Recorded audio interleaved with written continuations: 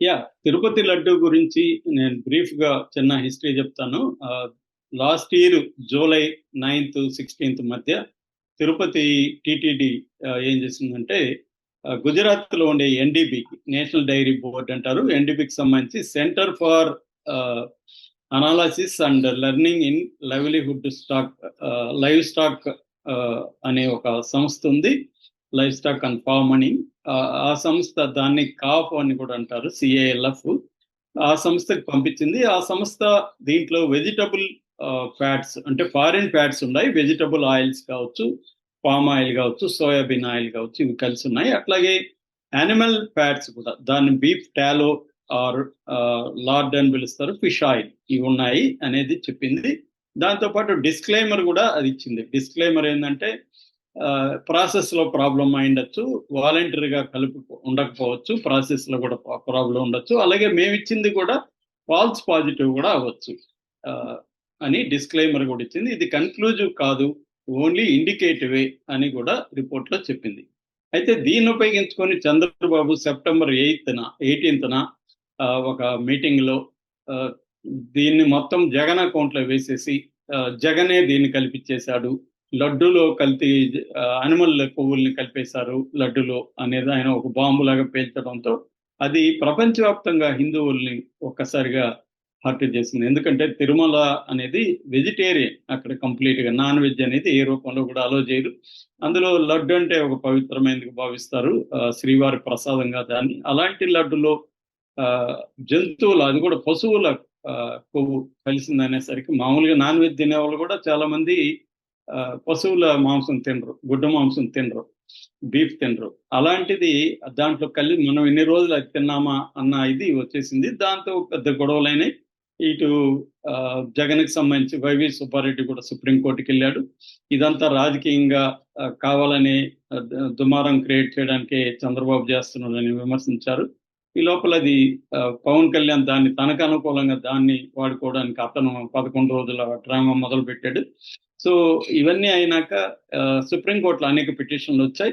సుబ్రహ్మణ్య స్వామి వేశాడు, వైవి సుబ్బారెడ్డి వేశాడు, చాలా మంది వేశారు. దాంతో సుప్రీంకోర్టు సీరియస్ కామెంట్లు కూడా చేసింది. కనీసం దేవుణ్ణైనా మీ రాజకీయాల నుంచి కాపాడండి, దేవుణ్ణి రాజకీయాలకు వాడుకోవద్దని supreme court J B R Gavai and K V Viswanathan bench అప్పుడు కామెంట్ చేసింది. దాని తర్వాత అప్పటికే చంద్రబాబు ఒక సిట్ వేసేసాడు, తన పోలీసులతో కలిసి ఒక సిట్ వేసి విచారణ మొదలు పెట్టాడు. దాన్ని సుప్రీంకోర్టు ఆపేసింది. మీరే ఆరోపించి మీరే విచారిస్తారా అని కొన్ని ప్రశ్నలు కూడా వేసింది. ఒక ల్యాబ్ రిపోర్ట్ ఇవ్వగానే దాన్ని పబ్లిక్ గా ఎందుకు పెడతారు, రెండో ఒపీనియన్ ఎందుకు మీరు చేయలేదు, విచారణ చేసిన తర్వాత తేలినాక కదా మీరు బయట మాట్లాడాలి, ఇవన్నీ కూడా సుప్రీంకోర్టు అప్పుడు కామెంట్ చేసింది. క్లియర్ గా చంద్రబాబు రాజకీయాలు చేస్తున్నాడనే విషయం ప్రపంచానికి అర్థమైపోయింది. సరే, ఏదేమైనా సుప్రీంకోర్టు స్వయంగా ఒక సిట్ వేసింది. ఇందులో సిబిఐ డైరెక్టర్ ఆధ్వర్యంలో ఈ సిట్ పనిచేయాలని చెప్పింది. అందులో సిబిఐ తరపున 2 ఉండాలి, ఆంధ్రప్రదేశ్ పోలీసుల తరపున 2 ఉండాలి. ఎఫ్ఎస్ఎస్సి అంటే food safety and standards authority of India అని ఉంటది. మన ప్రతి ఫుడ్ ఐటమ్స్ మీద వాళ్ళ స్టాంప్ ఉంటది. ఈ ఎఫ్ఎస్ఎస్ఏ నుంచి ఒక నిపుణులు ఉండాలని, మొత్తం 5 మంది ఉండాలని చేసింది. ఈ 5 మంది కలిపి ఇది October 30th సుప్రీంకోర్టు చెప్తే November 4న సిబిఐ దీని మీద విచారణ మొదలు పెట్టింది. డెడ్ లైన్ కూడా పెట్టింది యాక్చువల్గా సుప్రీంకోర్టు, కానీ ఆ డెడ్ లైన్ లో వీళ్ళు ఇవ్వలేదు, అది వేరే విషయం. సో February 10న ఈ ఇయర్ February 2025 February 10న 4 అరెస్ట్ చేసింది సిబిఐ.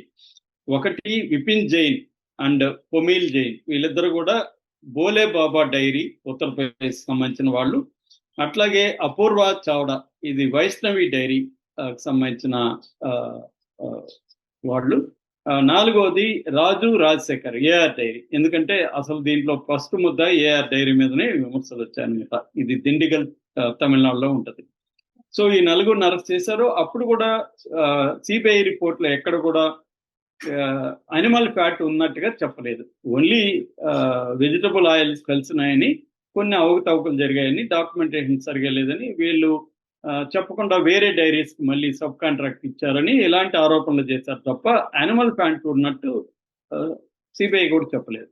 అయితే ఇప్పుడు హైకోర్టుకి సంబంధించి ఇప్పుడు ప్రజెంట్ మన తీర్పు విషయం ఏంటంటే, ఈ రాజు రాజశేఖర్ బెయిల్ పిటిషన్ వేశాడు హైకోర్టులో. నాకు బెయిల్ ఇవ్వండి అని పిటిషన్ వేశాడు. సో ఈ పిటిషన్కి సంబంధించి ఒక విచారణ జరిగింది. అది ఒకటైతే, రెండోది ఒక ఏఎస్పి వెంకట్రావు అనే వ్యక్తి ఈ వైవి సుబ్బారెడ్డి వాళ్ళ పిఏకి ఒక సమ్మన్ పంపించాడు, మీరు విచారణకు రండి ఈ లడ్డూకి సంబంధించి అని. మామూలుగా ఇందాక నేను చెప్పినట్టు సుప్రీంకోర్టు 5 మందితో కమిటీ వేసింది. ఇద్దరేమో సిబిఐ, ఇద్దరు ఏపీ, ఒకరేమో ఈ ఎఫ్ఎస్ఎస్ ఏ సంస్థ. ఏపీ నుంచి చంద్రబాబు ఇద్దరిని పెట్టాడు. ఒకరు సర్వశ్రేష్ఠి త్రిపాఠి, ఇంకొకరు గోపీనాథ్ జెట్టి.